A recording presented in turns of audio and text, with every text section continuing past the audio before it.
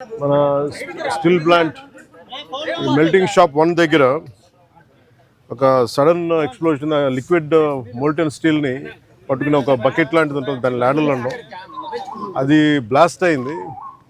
ఆ బ్లాస్ట్ అవడంలో దాదాపు నిన్న మనందరికీ తెలిసింది, దాదాపు 8 మంది చనిపోయారు, ఒక 6 మంది గాయపడ్డారు, తీవ్ర గాయాలని. సో వాళ్ళు ఇద్దరు క్రిటికల్ కండిషన్లో, 6 మంది ఇంకా మేజర్ క్రిటికల్ కండిషన్లో ఉన్నారు. ఇంకా వాళ్ళు ఎలా ఉంటుందని మనస్ఫూర్తిగా మేము బాగుండాలని ఆకాంక్షిస్తున్నాం. వాళ్ళు కూడా పరామర్శకు వెళ్తాను. అలాగే ఇంకొక ఇద్దరిని ఇప్పుడే ఇందాక కిమ్స్లో చూసి రావడం జరిగింది. వాళ్ళ ప్రాణాపాయానికి బయటపడ్డారు. ఇప్పుడు ఇందాక లోపలికి పోయి మొత్తం చూస్తూ ఉంటే కార్మికులు కూడా కొంతమంది ఇంటరాక్ట్ అయ్యారు. సో వాళ్ళతో కూడా మాట్లాడుతుంటే ఎలా జరిగింది ఏంటి అంటే, వాళ్ళు అంతకు ముందు రోజు కూడా ఇంకా పక్క దాంట్లో ఇలాంటిది ఏదో జరిగింది, కానీ అది నైట్ టైం ఎవరు లేకపోవడం వల్ల ఒక తెలియలేదని అన్నారు. ఇది బేసిక్, ఇది ఎంత సేఫ్టీ ప్రోటోకాల్స్ ఎంత జరిగినాయి, ఎంత మెయింటైన్ చేశారు సేఫ్టీ ప్రోటోకాల్స్. అలాగే మేజర్ కనిపించేది అప్గ్రేడేషన్ ఆఫ్ స్టీల్ ప్లాంట్ మేజర్గా చూస్తుంటే ఇప్పుడు దాకా నేను దారిలో నిన్న నుంచి అడుగుతూ ఉన్నాను, అసలు ఇలాంటి సంఘటన ఎక్కడైనా జరిగిందా, ఇంతకుముందు జరిగిందా అంటే లాస్ట్ 33 years 36 yearsలో ఎక్కడ జరగలేదు ఇలాంటి ఇన్సిడెంట్ అని చెప్తా ఉన్నారు నాకు వచ్చిన ఇన్ఫర్మేషన్. ఇలాంటి పర్టికులర్ స్టీల్ ప్లాంట్ బిలాయ్ ఉంది, కానీ మిగతా అన్ని కొంచెం డిఫరెంట్ స్టీల్ ప్లాంట్స్, వాటి మెషినరీ కానీ వాటి అప్గ్రేడేషన్ కానీ కొంచెం డిఫరెంట్గా ఉంటుంది. దీనికి లాగా ఉండేది ఒక బిలాయ్ తప్ప మిగతాయి కొత్తగా ఉంటాయి. అదే ప్యారలల్గా మిగతా చోట్ల ఎక్కడ జరుగుతున్నాయని. చైనాలో కూడా జరిగింది, కానీ ఇంకొక ఫ్రాన్స్లో కూడా జరిగింది, కానీ ఇలాంటి సంఘటన అయితే జరగలేదు. ఈ పర్టికులర్ ల్యాడల్, ఈ మోల్టెన్ లావాని క్యారీ చేసే బకెట్, ఏమన్నా చేసే ల్యాడల్ అనే బకెట్ ఇప్పుడు బ్లాస్ట్ అవటం చూడలేదు, ఇప్పుడు జరగలేదని చెప్తా ఉన్నారు. అక్కడ ఒక డిఫరెంట్ బ్లాస్ట్ జరిగినాయి, బట్ ఈ కైండ్ ఇప్పుడు జరగలేదు.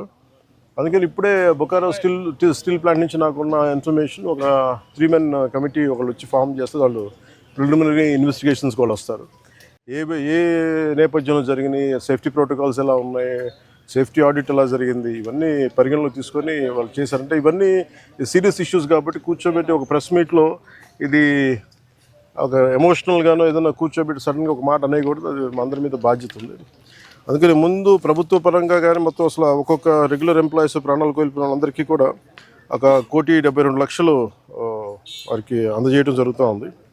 అలాగే కాంట్రాక్ట్ ఎంప్లాయీస్కి 45.75 లక్షలు, అలాగే వాళ్ళ ఎంటైటిల్డ్ టర్మినల్ బెనిఫిట్తో పాటు మరణించిన వారి కుటుంబానికి 5 లక్షలు ఎక్స్గ్రేషియా, మరణించిన వారి కుటుంబ సభ్యులకు ఒక్కొక్కరికి ఉద్యోగం, సివియర్గా ఇంజూర్ అయిన వారికి 10 లక్షలు, అలాగే ట్రీట్మెంట్లో అయ్యే ఖర్చు మొత్తం రాష్ట్రీయ ఇస్పాట్ నిగమ్ లిమిటెడ్ వారు భరిస్తారు. అలాగే స్టీల్ ప్లాంట్ ఉద్యోగుల పిల్లల చదువులు ఏ విధంగా అయితే కొనసాగుతున్నాయో అదేవిధంగా మరణించిన వారి పిల్లలకు కూడా అది వర్తిస్తుంది. వారి చదువు అలాగే కంటిన్యూ అవుతుంది. మరణించిన వారి notional date of superannuation, that means retirement, ఏ రోజు వరకు అయితే ఉంటుందో అప్పుడు దాకా వారి కుటుంబ సభ్యులు స్టీల్ ప్లాంట్ క్వార్టర్స్లోనే ఉండొచ్చు. అలాగే ఎవరైతే కుటుంబ సభ్యులు స్టీల్ ప్లాంట్ టౌన్షిప్ బయట ఉన్నారో వారు కూడా ఇఫ్ దే డిజైర్, అంటే వాళ్ళు కోరుకుంటే ఆ స్టీల్ ప్లాంట్ క్వార్టర్స్లో కూడా వాళ్ళు కూడా ఉండొచ్చు. అలాగే ఇందాక నేను చెప్పినట్టుగా బొకారో స్టీల్ ప్లాంట్ నుంచి ఒక 3 men కమిటీని ఎంక్వైరీ జరుగుతూ ఉంది. అలాగే మరణించిన వారి కుటుంబాలకి, ఆసుపత్రిలో ఉన్న వారికి అండగా నిలబడుతూ రాష్ట్ర ప్రభుత్వం కూడా వారికి పూర్తి సహాయ సహకారాలు అందిస్తాం. అంటే ఇవన్నీ అంటే ఒకటి స్టీల్ ప్లాంట్ మన ఇక్కడ ఆంధ్రప్రదేశ్లో ఇది ప్రైవేటీకరణ జరగకూడదని కోరుకున్న వాళ్ళలో ముందుండి గత కొన్ని సంవత్సరాలుగా మేము, ఇది మా కోరిక, ఇది విశాఖ ఉక్కు ఆంధ్రుల హక్కు అని. అంటే మొన్న 32 మంది చనిపోతే దాంట్లో ఈవెన్ మన తెలంగాణలో కూడా 3 చనిపోయారు. ఇది మన విశాఖ దానికోసం అప్పుడు ఉమ్మడి రాష్ట్రంలో. అందుకని ప్రైవేటీకరణ జరగకూడదు, ఇది మన రాష్ట్ర ప్రభుత్వం కింద ఉన్న ప్రభుత్వ స్టీల్ ప్లాంట్ కింద ఉండాలనేది మా అందరి ఆకాంక్ష. అదేవిధంగా కేంద్ర ప్రభుత్వం ప్రధానమంత్రి గారి నాయకత్వంలో ఇది అలాగే కొనసాగిస్తున్నారు అదే స్ఫూర్తిని. అది ఇప్పుడు మాకు ప్రిలిమినరీగా మేము చూస్తున్నప్పుడు అందరితో మాట్లాడుతున్నప్పుడు అనిపించింది, some kind of upgradation is need. అలాగే క్యాప్టివ్ మైన్స్ ఉండాలి అంటే అది ఏ స్థాయిలో ఎందుకు జరగలేకపోతుంది అని అనడానికి, అంటే ప్రభుత్వ పరిశ్రమలు కానీ ఎందుకు కాయలా పడుతున్నాయి, ఎందుకు వెనకబడుతున్నాయి అంటే ఆఫ్కోర్స్ సర్టన్ మేనేజ్మెంట్ ఇష్యూస్ కావచ్చు, లేదంటే ఓవర్ ఎక్సెసివ్ లోడ్ ఏదైనా ఉందా, ఇవన్నీ ఎందుకంటే కూర్చోబెట్టి ఒక కోణంలో నుంచి ఒక దృక్కోణం నుంచి చూస్తే సరిపోదు. సో దీనికి సంబంధించి నేను ఇందాక మన సోదరులు మనోహర్ గారితో మాట్లాడుతూ ఏం చేద్దామంటే ఒక్కసారి నేను స్టీల్ ప్లాంట్ కార్మికుల అసలు ఏంటి మీరు స్టీల్ ప్లాంట్ గురించి మీ మీ అభిప్రాయాలు ఏంటి, మీ సమస్యలు ఏంటి అనేది నేనే ప్రత్యేకించి ఈ గొడవ కొంచెం వీళ్ళందరికీ మన మెడికల్ ట్రీట్మెంట్ అంతా అయ్యి కొన్ని రోజులు అయ్యాక ఖచ్చితంగా నేను నేనే కాల్ ఫర్ చేస్తాను ఒక మీటింగ్. ఒకసారి ఆ మీటింగ్లో మన విశాఖ స్టీల్ ప్లాంట్ కార్మికులు అసలు ఏ సమస్యలు ఉన్నాయి ఏంటి ఉన్నది నేను అందరినీ సావధానంగా వింటాం. అది దాని రౌండ్ టేబుల్ అంటామా లేదంటే కూర్చోబెట్టేది వారి ఒక ఇంట్రాక్షన్ కార్యక్రమం ఏ పేరు పెట్టినా కానీ దానికి నేను ఖచ్చితంగా నేను ఒక్కసారి ఆ మీటింగ్ నేనే నా ఆధ్వర్యంలో నేను ఆర్గనైజ్ చేసి ఒకసారి అందరికి వింటాను. ఈలోపు మనందరం చేయగలిగేది పోయిన ప్రాణాలకి ఎంత విలువ ఇచ్చినా కానీ తిరిగి తీసుకురాలి. వారి కుటుంబ సభ్యులకి నా ప్రగాఢ సానుభూతిని తెలియజేస్తూ రాష్ట్ర ప్రభుత్వం ఎప్పుడు సహాయ సహకారాలు అందిస్తూ ఉంటుంది. స్టీల్ ప్లాంట్ ఇలాంటి భవిష్యత్తులో ఇలాంటి పునరావృతం కాకుండా ఉండాలి అనేది మా అందరి ఆకాంక్ష. కాకపోతే ఇది మేము ఒక బలమైన పాలసీలు చేయగలం కానీ నేను ముందు నుంచి పరవాడ కానీ వైజాగ్ చుట్టుపక్కల ప్రాంతాల అనకాపల్లిలో కానీ ప్రతి 5-6 నెలలకి ఒక 8 నెలలకు ర్యాండమ్గా ఒక సంవత్సరానికి 2 సార్లు ఏదో ఒక చోట ఇలాంటి సంఘటనలు జరుగుతూ ఉన్నాయి. ఇది కొంచెం అలామింగ్గా ఉంది నాకు. నేను ప్రత్యేకించి ఏం చెప్తున్నానంటే అసలు యాజమాన్యాలు సేఫ్టీ ఆడిట్ ఎంతవరకు చేస్తున్నాయి, అలాగే రాష్ట్ర ప్రభుత్వం నుంచి దీన్ని పర్యవేక్షణ చేయాల్సిన అధికార యంత్రాంగం ఎలా ఉంది, ఇండస్ట్రియల్ చీఫ్ ఇన్స్పెక్టర్ ఆయన ఏ స్థాయిలో ఉన్నారు, ఒకవేళ చిన్న లోపాలు ఏదైనా ఉంటే వాళ్ళకి కూర్చోబెట్టి పంపించారా, ఒకవేళ సపోజ్ ఏదైనా వైలేషన్స్ ఏమైనా ఉంటే వైలేషన్స్ని మీరు రిపోర్ట్ చేశారా, లేదంటే వాళ్ళు దాని మీద యాక్షన్ తీసుకోలేదు, ఇవన్నీ కూడా జరగాలి. అంటే నాకు ఇందాక చెప్పినది ఎంతవరకు వాస్తవాలు నాకు తెలియదు, జస్ట్ ఒక ఆన్ హ్యాండ్ ఇన్ఫర్మేషన్ చెప్తా ఉన్నాను. ఇక్కడ వైలేషన్స్ ఉన్నాయి, మేము ఒక ఫ్యూ మంత్స్ బ్యాక్ చెప్పాం, 6 months బ్యాక్ ఒకటి తెలియజేసాం, ఎవరో రెస్పాండ్ అవ్వలేదు అంటే మాకు ఏమనిపించిందంటే ఆన్ ఫేస్ వాల్యూ తీసుకోలేము ఇవన్నీ. సో అందుకనే దీనికి కీలకమైన కారణాలు ఏంటి, the exact causes and investigation the detail enquiry has been initiated to ascertain the reasons and fix responsibility. అంటే ఎవరైతే నాకు ఆఫ్ హ్యాండ్గా చెప్పారు ఇవన్నీ కూడా కమిటీకి నివేదిక ఇచ్చినప్పుడు ఖచ్చితంగా దాంట్లో పరిగణలోకి తీసుకుంటారు. ఎందుకంటే ఇది కూర్చోబెట్టి నేను ఇది పొలిటీషియన్స్ కానీ లేదంటే నా పదవి నాలాంటి అంటే దీనికి మేము పై స్థాయి నుంచి చూడగలం తప్ప దీన్ని లోతుపాతులు అర్థం చేసుకునే ఒక అధ్యయన బృందమే వాళ్ళు దీంట్లో ఎక్స్పర్టీస్ ఉన్న వాళ్ళే మాట్లాడాలి దీని గురించి. కాకపోతే నా ఇంటెన్షన్ ప్రతిసారి ఏంటంటే ప్రతిసారి ఇలాంటి దుర్ఘటన జరిగినప్పుడల్లా మనం బాధపడుతున్నాం కానీ పునరావృతం కాకుండా ఏమేం చేయగలగాలి, ఎలాంటి చర్యలు తీసుకోవాలి, ఇది మటుకు ఇది నిరంతర పహారా. ఇది అంటే ఇది ఒకసారి నిర్లక్ష్యం కూడా కాకపోవచ్చు, ఒకసారి మెటల్స్ వాటి తీసుకునే వాటి ప్రభావం ఎలా ఉంటుంది, వాటి యాక్షన్ ఎలా ఉంటుంది, వాటి రియాక్షన్ ఎలా ఉంటుంది, always it is certain accidents జరుగుతూ ఉంటాయి. It always surprises. అంటే ఎంతమంది మేధావులు కూర్చున్నా కానీ శాస్త్రవేత్తలు కూర్చున్నా కానీ వాళ్ళు ఎప్పుడు అర్థం చేసుకోవడానికి ఒక కొత్తది సంఘటన జరుగుతూ ఉంటుంది. ఆ కోణంలో కూడా చూడాలి దీన్ని. ముఖ్యంగా కెమికల్ ఇండస్ట్రీస్ కానీ పరవాడలో కానీ ఇవి ఒకటికి యాజమాన్యాలు 1కి 10 సార్లు చూసుకోవాలి. అందుకని ఇలాంటి పునరావృతం కాకుండా ఉండాలని మనస్ఫూర్తిగా మేము అందరం కోరుకున్నాం. మరోమారు నేను మీకు మాటిస్తున్నాను, స్టీల్ ప్లాంట్ కార్మికులందరితో కూడా నేను ప్రత్యేకించి కూర్చుంటాను. ఒక అవసరమైతే ఒకే రోజు అందరూ తీసుకోలేను కాబట్టి ఒక కనీసం అటెస్ట్ ఒక 4-5 గంటలు కూర్చుంటాను. ఇంకే నీడెడ్ అవసరం అనుకుంటే ఇంకో రోజు కూడా దీన్ని ఎక్స్టెండ్ చేసుకొని నేను దీని మీద నేను మీ సమస్యను సంపూర్ణంగా అర్థం చేసుకోవడానికి దాన్ని ముందుకు తీసుకెళ్తాను. ముందు ఇదంతా అవనివ్వండి. అంటే ఇప్పుడు ఈ కమిటీ అయింది ఏం లేదంటే నాకు రేపేం చెప్పేసి ఎల్లుండి అని చెప్పేసి, కానీ నాకేంటంటే ఇప్పుడు కమిటీ వస్తుంది కదా బుకారం స్టీల్ ప్లాంట్ నుంచి. ఆ కమిటీ అంతా వచ్చిన తర్వాత ముందు దీని మీద ఒక సంపూర్ణమైన ఒక స్పష్టత వచ్చిన తర్వాత దాని తర్వాత తీసుకుంటాం.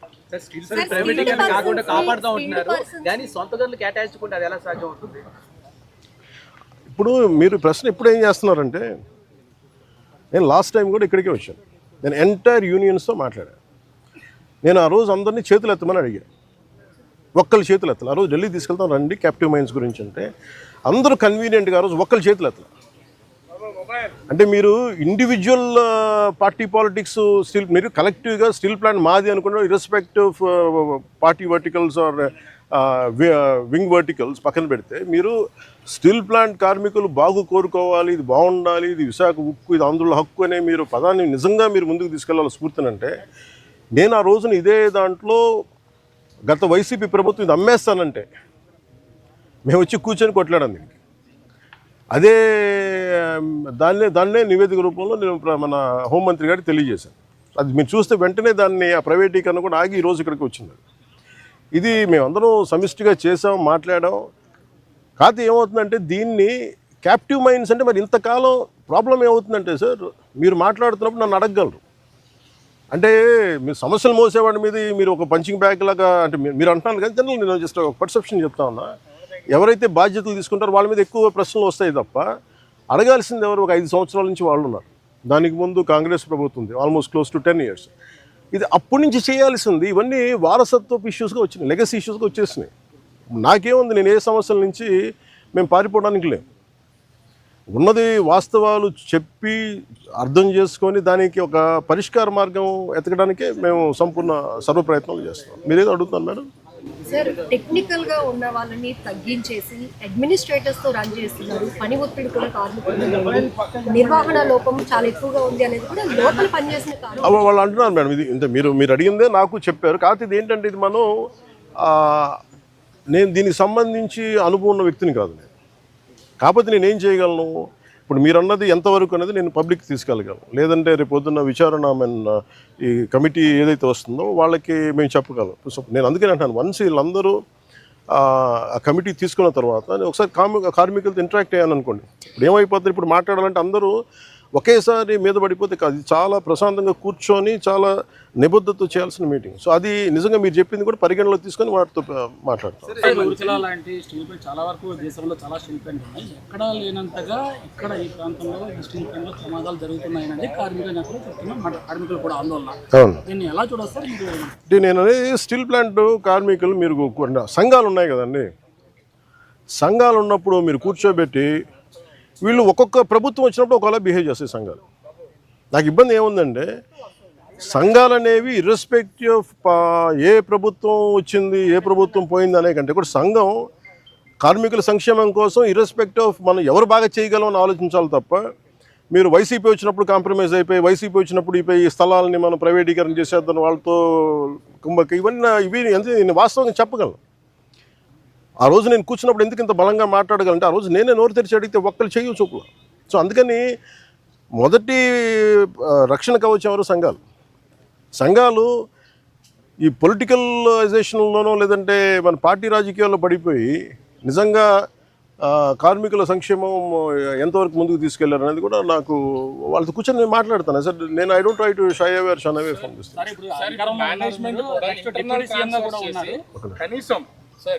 మేనేజ్మెంట్ కూడా ఇంటర్నల్ ట్రాన్స్ఫర్ చేస్తుంది. అసలు సంబంధం లేనటువంటి డిపార్ట్మెంట్ని డిప్లాయ్ చేయడం వల్ల ఈ ప్రమాదం జరిగింది అనేది, చనిపోయినటువంటి వాళ్ళలో కూడా అట్లాంటి వ్యక్తి ఒకరు ఉన్నారనేది ఇప్పుడు కార్మికులు చెప్తున్నటువంటి మాట. అంటే ఇప్పుడు స్టీల్ ప్లాంట్ యాజమాన్యం కూడా ఈ ఎంప్లాయీస్ విషయంలో కొంత అలసత్వం వహిస్తుంది అనేది ప్రధానమైనటువంటి మాట. దీని మీద అసలు ఏమన్నా మేనేజ్మెంట్ మాట్లాడడం కానీ అంటే ఇవన్నీ సార్, ఇవన్నీ కూర్చోబెట్టి మనం ఇలాంటి సంఘటన జరిగినప్పుడు మాట్లాడతాం. సంఘటన జరిగినప్పుడు అన్నీ బయటకు. నేను ఏమంటానంటే who is the first line of defence ఇక్కడ మీరు చెప్పండి. ఫస్ట్ లైన్ ఆఫ్ డిఫెన్స్ ఎవరు? కార్మిక సంఘాలు, యూనియన్స్ వాళ్ళ పనులు సరిగ్గా చేస్తున్నాయనేది ఇవన్నీ వాళ్ళు మాట్లాడాల్సింది. వాళ్ళు ఆ రోజు నేను వచ్చి కూర్చున్నప్పుడు ఒక్కడు నేను ఇదే చెప్పాను, మాకు ఇన్ని సమస్యలు ఉన్నాయి. ఓకే, మన అందరం కింద పెడతాం, మీద పెడతాం, వెళ్తాం, 10 సార్లు ఒక నెగోసియేషన్ జరుగుతాయి. అసలు సమస్యని మీరు ఇవన్నీ చెప్పకుండా మీకు అన్యాయాలు ఇవి జరిగిపోతున్నాయంటే నేను అనేది ఏంటంటే మీరు ఒక లాజికల్గా ఒక రేషనల్గా మాట్లాడకుండా పూర్తి ఎమోషన్ మీదను ఇలా కూర్చొని మాట్లాడితే కాదు. కూర్చోబెట్టి లాగ్ బుక్స్ తీసుకోవాలి, ఏమేమి జరిగినాయి, నిజంగా మీరు చెప్పినట్టుగా అడ్మినిస్ట్రేటివ్ జాబ్ని పెంచి స్కిల్డ్ లేబర్ని లేకుండా చేస్తారు. ఇవన్నీ ఏంటంటే మనం ఆఫ్ ద హ్యాండ్ ఇలాగ మనం కూర్చొని ఇది మీడియా ట్రయల్ కాదు, లేదంటే సోషల్ మీడియా ట్రయల్ కాదు. It should be a very deep investigative approach with committee of experts has to happen. దీనికి పొలిటికల్ వీల్ ఉండాలి. దీనికంటే నేను ఈ రోజుకి చెప్తాను కదా, ఇండివిజువల్గా మేము యాజ్ జనసేన పార్టీ ఈరోజు మేము ప్రభుత్వంలో భాగస్వామ్యం అయినా కానీ మేము ఎక్కడ దీన్ని షన్ చేయట్లేదు. More than willing to understand. మేము పదే చెప్పాం కేంద్ర ప్రభుత్వానికి, ఏది అధికారంలో లేనప్పుడు చెప్పాం, ఇది మీరు దయచేసి దీన్ని, ఇది ఒక హార్డ్ కోర్ మేము త్యాగాలతో వచ్చింది, ఇది మీరు దయచేసి దీన్ని చూడండి అంటే మేము దాన్ని స్ఫూర్తిని వాళ్ళు గౌరవించారు. ఈరోజు ఉంది అంటే ప్రైవేటీకరణ కాకుండా ఉండాలంటే. కాబట్టి దీన్ని కాపాడుకోవాల్సింది కూడా ఒక నిజంగా అన్డ్యూ డిమాండ్స్ ఏమైనా ఉన్నాయా, జెన్యున్ డిమాండ్స్ ఉన్నాయా, ఇవన్నీ కూడా చాలా నిబద్ధతతో కూర్చొని చేయాలి సార్. చాలా కన్సల్టేషన్స్, చాలా డెలిబరేషన్ జరగాల్సిందే. అందుకని నాకు స్టీల్ ప్లాంట్ చాలా అద్భుతంగా ఉండాలి, ఇలాంటి ప్రమాదాలు జరగకూడదు అనేది మా అందరి ఆకాంక్ష. Thank you.